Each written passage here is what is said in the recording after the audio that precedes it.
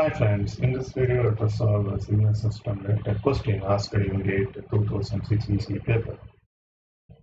The question is the unit step response of a system starting from list is given by T of t is equal to 1 minus e power minus 2t for t greater than or equal to 0.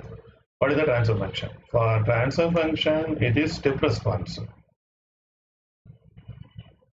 We know transfer function is the Laplace transform of impulse response.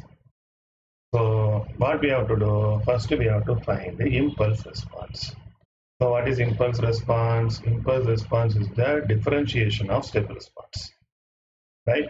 So I take differentiation of step response. H of t is equal to d by dt c of t. So if I differentiate, what I get is e power minus 2t into 2. For that, I have to take the Laplace transform of impulse response transfer function h of s.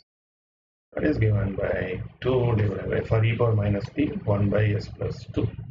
So the answer is 2 divided by 1 by s plus 2. Option B is the right answer.